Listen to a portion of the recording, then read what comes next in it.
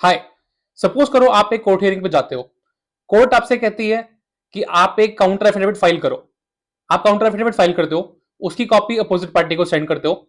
लेकिन next date of hearing पे आने वाली पार्टी आके कहती है कि साहब हमारे को तो डॉक्यूमेंट की कॉपी रिसीव ही नहीं हुई, आप इसमें नेक्स्ट डेट डाल दीजिए। और जज साहब उस मैटर को एडजर्न कर देते हैं फॉर नेक्स्ट 2 मंथ्स। तो हो गया ना टाइम वेस्ट कोर्ट का, हो गया ना टाइम वेस्ट आपके लाइफ का, हो गई ना आपकी लिटिगेशन प्रोलॉन्ग। तो समझने के लिए कि टेक्नोलॉजी की सहायता से ये चीज कैसे खत्म हो सकती है, इस वीडियो में बने रहिएगा। साथियों, मेरा नाम है विनीत और इस वीडियो सीरीज में हम बात कर रहे हैं कि इंफॉर्मेशन टेक्नोलॉजी का यूज करके इंडियन कोर्ट्स के अंदर केसेस की पेंडेंसी को कैसे कम किया जा सकता है, कैसे डिस्प्यूट रेजोल्यूशन टाइम को कम किया जा सकता है, कैसे इन्वेस्टिगेशन प्रोसेस को और ज्यादा ट्रांसपेरेंट बनाया जा सकता है, और कैसे जो सिंपल एडमिनिस्ट्रेटिव इश्यूज जो लिटिगेंट्स और specifically litigants in person face करते हैं, यानी जो बिना वकील साहब के लड़ते हैं, जो खुद कोर्ट में जाके खुद प्रेजेंट होते हैं अपने केसेस के अंदर, उनको किस किस तरह की समस्याएं आती हैं और उनका इंफॉर्मेशन टेक्नोलॉजी के साथ हम लोग कैसे समाधान कर सकते हैं, इस सीरीज में हम बात कर रहे हैं। तो शुरू करूंगा इस वीडियो को उस पॉइंट से जहां पर हमने पिछली वीडियो को खत्म किया था। और लास्ट एपिसोड में हमने देखा था कि पुलिस ने एक मैट्रिमोनियल डिस्प्यूट की इन्वेस्टिगेशन करके इलेक्ट्रॉनिकली चार्जशीट फाइल करी थी। जज साहब ने उस चार्जशीट का कॉग्निजेंस इलेक्ट्रॉनिक तरीके से लिया था और जो पार्टीज थी उनको इंस्टेंटली पता चल गया था कि उनकी चार्जशीट का कॉग्निजेंस हो गया है। उन्होंने इलेक्ट्रॉनिकली चार्जशीट इंस्टेंटली देख ली थी एज सुन एज इस चीज का कॉग्निजेंस ऑनरेबल कोर्ट ने लिया था। उस वीडियो में हमने ये भी देखा था कि कैसे कोर्ट ने इंफॉर्मेशन टेक्नोलॉजी के यूज के साथ ये आइडेंटिफाई किया था कि जो प्रोसिक्यूशन की विटनेस थी एक, उसने दो अन्य लोगों के ऊपर भी सेम धाराओं में अलग अलग समय पे आरोप सेम लगाए थे और मुकदमा दर्ज कराया हुआ था।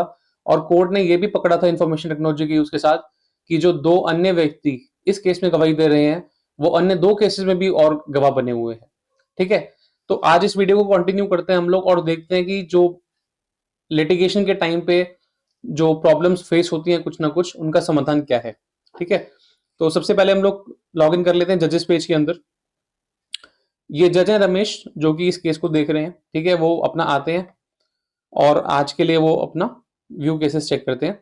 उनको कॉज लिस्ट मिल जाती है कि इस आज की डेट की कॉज लिस्ट उनके पास क्या है, वो डिटेल्स को चेक करते हैं। तो बाकी सारी चीजें हमने लास्ट वीडियो में देख ली थी कि उन्होंने कैसे चार्जशीट को देखा था, कैसे उन्होंने स्त्रीधन की डिटेल्स देखी थी, उन्होंने टर्म्स एंड कंडीशंस दोनों पार्टीज की चेक करी थी जो शादी से पहले उन्होंने फिक्स किया था, उन्होंने क्या एक्सचेंज हुआ था गिफ्ट्स का लेकर, इस चीज को भी चेक किया था। इसके साथ उन्होंने प्री नप्शुअल एग्रीमेंट दोनों पार्टीज का चेक किया था, उनके क्वेश्चन आंसर चेक करे थे उनकी साइकोलॉजी को असेस करने के लिए। तो उसके बाद सारी हर पार्टी का उन्होंने प्रोफाइल भी चेक किया था इलेक्ट्रॉनिकली जो अवेलेबल है। ठीक है, इस बात को अब आगे लेके चलते हैं। अब सपोज करो जज साहब आते हैं नेक्स्ट डेट, सपोज करो आज ही की डेट डाल देते हैं। ठीक है, क्योंकि हमारे को भी डेमोन्स्ट्रेट करते हैं। और नेक्स्ट डेट ऑफ हियरिंग में मैं आज ही की डेट डाल देता हूँ। केस स्टेटस इन प्रोग्रेस कर देते हैं। और टुडेज ऑर्डर क्या करते हैं कि सपोज करो कि जज साहब बोलते हैं कि जो रिस्पोंडेंट है वो इस पिटीशन के अगेंस्ट अपना काउंटर एफिडेविट फाइल करे। ठीक है, ऐसा करके सबमिट केस प्रोग्रेस कर देते हैं। तो अभी अब देखो कि एज सुन एज हमने आज ही की डेट डाली इस केस के अंदर, तो अभी कॉज लिस्ट एक से बढ़कर दो हो गई। ठीक है, अब चलते हैं कि जैसे ही कोर्ट ने आदेश किया तो जो पिटिशनर है, जो रिस्पोंडेंट है, उनको अपने सिस्टम में क्या दिखता है। ठीक है, सबसे पहले हम लोग अक्यूज्ड यानी कि मिंटू को लॉग इन करवाते हैं। मिंटू अपने नेशनल बैकग्राउंड वेरिफिकेशन पोर्टल पर जाएगा, वो ट्रैक के स्टेटस करेगा और उसको बिना किसी अलग जगह पे जाए उसको दिख गया यहाँ पे कि केस का स्टेटस इन प्रोग्रेस है और ऑर्डर आज कोर्ट ने क्या किया है कि respondent to shell file the counter affidavit. ठीक है, ये कोर्ट का ऑर्डर हो जाता है। अच्छा, अगर आप कभी कोर्ट गए हैं और आपने देखा है सर्टेन टाइम्स ऐसा होता है फॉर एनी रीजंस कि डॉक्यूमेंट सप्लाई नहीं हो पाता है। सपोज करो रिस्पोंडेंट ने अपना काउंटर एफिडेविट फाइल किया लेकिन वो पिटिशनर को उसकी कॉपी नहीं मिल पाई। अब ये चीज किसी भी कारणवश हो सकती है। सपोज करो रिस्पोंडेंट ने जब पिटिशनर के घर पे वो काउंटर एफिडेविट की कॉपी भेजी, उसमें एड्रेस गलत हो गया या टाइपिंग मिस्टेक पोस्टल विभाग की तरफ से हो गई, या सपोज करो जो गाड़ी उस काउंटर एफिडेविट को लेके जा रही थी वो बस बीच में खराब हो गई और टाइम पे नहीं पहुंच पाई चिट्ठी। और भी कई सारे अन्य कारण हो सकते हैं कि जिसकी वजह से डॉक्यूमेंट सप्लाई नहीं हो पाता है। तो उसका दुष्प्रभाव क्या होता है कि केस में फिर अगली डेट पड़ जाती है। पार्टी क्या कहेगी कि साहब हमारे को तो जो काउंटर एफिडेविट फाइल हुआ था उसकी कॉपी हमें मिली नहीं है, तो आज हम बहस कैसे करें इस मुकदमे के ऊपर। तो आप हमारे को आज एक कॉपी दिलवा दीजिए, हम फिजिकली इसको यहीं पे रिसीव कर लेते हैं और अगली डेट डाल दीजिए। अब कोर्ट में केसेस की पेंडेंसी इतनी होती है कि सपोज करो जज साहब ने डाल दी 2 महीने की डेट, तो अल्टीमेटली हुआ क्या कि एक डॉक्यूमेंट ना होने की वजह से आपका मुकदमा फिर 2 महीने आगे बढ़ गया। ठीक है। और जिसका मुकदमा आगे बढ़ता है, जो पार्टी होती है, उसको इतना प्रेशर होता है कि यार ये जल्दी से जल्दी मेरा मुकदमा खत्म हो। तो ये जो मानसिक तनाव है, ये व्यक्ति का बढ़ जाता है और वो केस में उलझा रहता है। तो इसके लिए हम क्या करेंगे, इसके हमने एक और चीज बनाई है, अपलोड डॉक्यूमेंट्स करके ऑप्शन। यानी कि एक अपने पेज पे केस स्टेटस जहां पे ट्रैक किया रिस्पोंडेंट ने, ठीक है, वो यहाँ पे चार्जशीट भी अपनी चेक कर सकता है, वो यहाँ पे अपने डॉक्यूमेंट्स अपलोड कर सकता है। उसको कोई 10 जगह अलग प्रोफाइल बनाने की जरूरत नहीं है, उसको ई कोर्ट्स एप्लीकेशन पे जाके अलग से नहीं बनानी अपनी प्रोफाइल। और सपोज करो उसके ऊपर अलग अलग जगह पे मुकदमे चल रहे हैं, तो उससे हर केस में अलग अलग लॉगिन नहीं करना, क्योंकि उसका आधार इंटीग्रेट हो रखा है। तो सारी इंफॉर्मेशन उसको एक ही स्क्रीन पे आके दिखेगी और वो सारी चीजें वहीं से मैनेज कर सकता है। ठीक है। तो ये तो हमने देखा कि अभी रिस्पोंडेंट की प्रोफाइल में क्या दिख रहा है, यानी कि जो अक्यूज है मिंटू, उसकी प्रोफाइल पे क्या दिख रहा है। अब हम चेक करते हैं कि जो पिटिशनर है साक्षी, उसकी स्क्रीन पर क्या दिखता है। साक्षी आती है, अपने पोर्टल पे लॉगिन करती है, नेशनल बैकग्राउंड वेरिफिकेशन पोर्टल पे जाती है, ट्रैक के स्टेटस पे क्लिक करती है और उसके सामने भी आज की जो भी कोर्ट की प्रोग्रेस है इस केस नंबर में, वो उसको दिख गई। और आज का ऑर्डर क्या हुआ है, respondent to shall file the counter affidavit. ठीक है। अब यहां से अगर वो व्यू डॉक्यूमेंट्स करती है, तो अभी तक तो देखो, अभी तक कोर्ट रिकॉर्ड क्या है, अभी के कोर्ट के क्या क्या ऑर्डर्स दिख रहे हैं। अभी वो देख सकती है कि पहले जब कॉग्निजेंस टेकन हुआ था स्टेटस, तो प्लीज अटेंड द हियरिंग, ये ऑर्डर था। और जब दूसरा आज ऑर्डर हुआ है, respondent to shall file the counter affidavit, तो अभी तक वो 2 ऑर्डर्स देख सकती है इस पेज पर। ठीक है।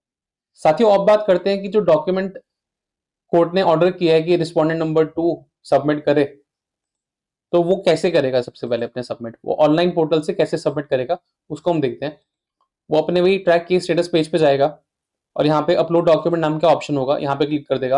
अब इस फॉर्म को मिंटू फिल कर देता है। वो कहता है कि डॉक्यूमेंट टाइप क्या है, काउंटर एफिडेविट। इसका फाइल का नाम क्या है, काउंटर एफिडेविट 1.doc। और उसका कंटेंट क्या है कि जी पहला था एलिगेशन आर बेसलेस, दूसरा कि they are filed to harass the respondent, the chargesheet is mechanically filed, petitioner wants to extort money. जो भी उसने अपना लिखना होता है काउंटर एफिडेविट में, वो लिख देता है। और डेट ऑफ सबमिशन सिलेक्ट करके और कितने पेजेस इस काउंटर एफिडेविट के डॉक्यूमेंट में है, वो नंबर ऑफ पेजेस एंटर करके अपलोड डॉक्यूमेंट कर देता है। यहाँ पे आ गया document uploaded successfully. Back to case status पे हम लोग क्लिक करते हैं और जब यहाँ पे व्यू डॉक्यूमेंट्स करते हैं, तो अब ये देखो, ये मिंटू खुद देख सकता है कि उसने काउंटर एफिडेविट यहाँ पे फाइल कर दिया है। फाइल का नाम काउंटर एफिडेविट 1.doc है, उसका कंटेंट क्या है वो यहाँ पे उसको विजिबल हो गया। डेट ऑफ सबमिशन आ गई, submitted by Mintu and number of pages 2। और यहाँ से वो अपनी सर्टिफाई कॉपी ऑर्डर कर सकता है। ठीक है। तो ये तो फिलहाल बात हुई कि उन्होंने डॉक्यूमेंट कैसे सप्लाई किया। अभी हमने देखा कि जो रिस्पोंडेंट मिंटू था, उसने अपना काउंटर एफिडेविट इलेक्ट्रॉनिक तरीके से फाइल कर दिया। अभी हम ये चेक करते हैं कि जो पिटिशनर साक्षी है, क्या उसको इंस्टेंटली वो चीज विजिबल होती है कि नहीं होती है। ठीक है। तो साक्षी क्या करती है, साक्षी अपने पोर्टल में लॉगिन करती है, साक्षी नेशनल बैकग्राउंड वेरिफिकेशन पोर्टल पे जाती है, ट्रैक केस स्टेटस पे करती है और उसके बाद ये जो केस है इनका, जो अभी जिसके ऊपर ये कार्रवाई चल रही है, उसके अंदर जाके व्यू डॉक्यूमेंट्स करती है। तो अब साक्षी को ये भी दिख गया कि मिंटू ने क्या डॉक्यूमेंट इसके अंदर सप्लाई किया है। ठीक है। Document type counter affidavit 1.doc, उसे क्या क्या कंटेंट है कि allegations are baseless, they are filed to harass the respondent, chargesheet is mechanically filed, petitioner wants to extort money, या जो भी उनका कंटेंट रहता है वो कंटेंट इनको यहाँ पर दिख जाएगा। डेट ऑफ सबमिशन पता चल गई, किसने सबमिट किया, कितने पेजेस हैं। यहाँ से इनको भी सर्टिफाइड कॉपी ऑर्डर करने का ऑप्शन यहाँ पे मिल जाएगा। ठीक है। तो ये हमने देखा कि आज जैसे ही कोर्ट के आदेश हुए कि आप अपना काउंटर एफिडेविट फाइल करो रिस्पोंडेंट, तो रिस्पोंडेंट ने इलेक्ट्रॉनिक तरीके से अपना काउंटर एफिडेविट फाइल किया। इंस्टेंटली वो डॉक्यूमेंट पिटिशनर को भी दिख रहा है, इंस्टेंटली वो डॉक्यूमेंट रिस्पोंडेंट को भी दिख रहा है। अब हम देखते हैं कि क्या सेम चीज कोर्ट को भी विजिबल होती है कि नहीं होती है। कोर्ट अपनी कॉज लिस्ट में जाके देखते हैं, इस केस के ऊपर क्लिक करते हैं और यहाँ पे व्यू केस डॉक्यूमेंट्स के ऑप्शंस पे वो चेक करते हैं कि document type counter affidavit, file name counter affidavit 1.doc, और जो उसके कंटेंट्स हैं वो date of submission, submitted by and number of pages, ये इंस्टेंटली कोर्ट को भी विजिबल हो गए। तो अभी हमने देखा कि जो कोर्ट ने आदेश दिया था कि रिस्पोंडेंट काउंटर एफिडेविट को फाइल करे, रिस्पोंडेंट ने वो इलेक्ट्रॉनिक तरीके से काउंटर एफिडेविट फाइल किया और इंस्टेंटली वो काउंटर एफिडेविट पिटिशन को भी दिख गया, इंस्टेंटली वो काउंटर एफिडेविट कोर्ट को भी दिख गया। तो यानी इस तरीके से अगर हम लोग एक व्यवस्था बनाते हैं तो डॉक्यूमेंट्स के सप्लाई को लेकर कोई भी डिलेज नहीं फेस होंगे कोर्ट के अंदर, और इससे टाइम बचेगा, बार बार आपको हियरिंग्स के लिए नहीं वेट करना पड़ेगा। अब सपोज करो आपने आज ये चीज बोली कि हमारे को डॉक्यूमेंट सप्लाई नहीं हुआ, आपने एक फिजिकली कॉपी रिसीव भी कर ली कोर्ट के अंदर अपोजिट पार्टी से, ठीक है, कोर्ट ने अगली डेट डाल दी। अब सपोज करो अगली बार जज साहब छुट्टी पे हो, तो फिर डेट बढ़ गई आगे 2-4 महीने की, यानी कि एक डेट पर डॉक्यूमेंट ना होने की वजह से आपका हो सकता है कि ये 4 महीने खिंच जाए, 6 महीने और डिले हो जाए। इसकी कोई गारंटी नहीं है कि आपको अगली बार भी सुनवाई हो जाएगी, हो सकता है, क्योंकि कॉज लिस्ट बहुत लंबी लंबी भी होती है, 300 400 केस भी लगे होते हैं जज साहब के सामने, वो भी कितनी सुनवाई करने एक दिन में। तो हो सकता है आपको डॉक्यूमेंट मिल भी है अगली बारी 6 महीने बाद आपकी डेट आई, लेकिन उस दिन आपका नंबर नहीं आया, वो फिर पास ओवर में जाएगा केस। तो इसलिए ये जरूरी है कि जो भी डॉक्यूमेंट्स हैं वो इलेक्ट्रॉनिक तरीके से जिस भी पार्टी को अपलोड करने हैं वो इलेक्ट्रॉनिक तरीके से पार्टी अपलोड करे डॉक्यूमेंट्स को। वो सेम डॉक्यूमेंट जो कोर्ट के पास जाएगा वो सेम कॉपी पिटिशनर के पास, रिस्पोंडेंट के पास या अदर कंसर्न पार्टीज के पास भी जाएंगी। अच्छा, अभी हमने देखा था कि जो रिस्पोंडेंट था, रिस्पोंडेंट ने अपना काउंटर एफिडेविट फाइल किया था, और अब क्या होता है, जज साहब काउंटर एफिडेविट पढ़ लेते हैं, तो जज साहब बोलते हैं कि पिटिशनर अब आप जो है अपना रिजॉइंडर फाइल करो, ठीक है। तो सपोज करो डेट ऑफ हियरिंग आज ये 20/2 मानते हैं, नेक्स्ट डेट भी आज ही की रख लेते हैं सपोज करो, और केस स्टेटस इन प्रोग्रेस रहता है, केस स्टेटस इन प्रोग्रेस रहता है, एंड टुडेज ऑर्डर में कहते हैं petitioner shall file the rejoinder, submit case progress हो जाता है। अब हमने देखा कि जो कॉज लिस्ट फॉर टुडे है वो 1 से बढ़ के 2 हुई थी, 2 से बढ़ के अब 3 हो चुकी है। अब हम देखते हैं कि जो पिटिशनर है साक्षी, वो अपने ट्रैक के स्टेटस पे चेक कर सकती है कि आज की डेट में एक और बार अपडेट हुआ है, petitioner shall file the rejoinder, ठीक है। तो अब क्या होता है, पिटिशनर साक्षी क्या करती है, अपने डॉक्यूमेंट अपलोड करने वाले पेज पे आती है, अपना रिजॉइंडर यहाँ पे फाइल करती है, और सपोज करो वो लिख देती है all the reply by respondent is false, और यहाँ पर अपना डेट ऑफ सबमिशन को सिलेक्ट करके नंबर ऑफ पेजेस करके अपलोड डॉक्यूमेंट कर लेती है। तो होता है कि डॉक्यूमेंट अपलोड सक्सेसफुली हो जाता है।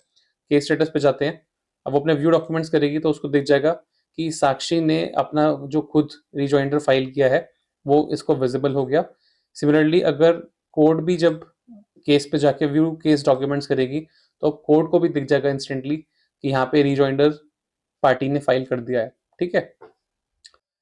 अब हम चेक करते हैं क्या सेम चीज जो कि पिटिशनर ने कोर्ट में सबमिट करी है वो रिस्पोंडेंट को भी यहाँ पे विजिबल है कि नहीं। तो मिंटू अपने नेशनल बैकग्राउंड वेरिफिकेशन पोर्टल पे जाता है, ट्रैक केस स्टेटस करता है, और केस से संबंधित व्यू डॉक्यूमेंट्स पे क्लिक करता है, तो उसको भी यहाँ पे दिख जाएगा कि साक्षी ने रिजॉइंडर फाइल किया, और उसके अंदर लिखा है all the reply by respondent is false, ठीक है। तो ये सारी चीजें हमने देखी कि कैसे हम लोग इंस्टेंटली डॉक्यूमेंट सप्लाई कर सकते हैं कोर्ट को, रिस्पोंडेंट को, पिटिशनर को, या सारी पार्टीज को। इस वीडियो को आज हम यहीं विराम देंगे, और आने वाले वीडियोस के अंदर हम लोग बात करेंगे कि ऐसी क्या और छोटी छोटी समस्याएं हैं जिनकी वजह से कोर्ट के अंदर केसेस की पेंडेंसी बढ़ती है। वीडियो को देखने के लिए धन्यवाद।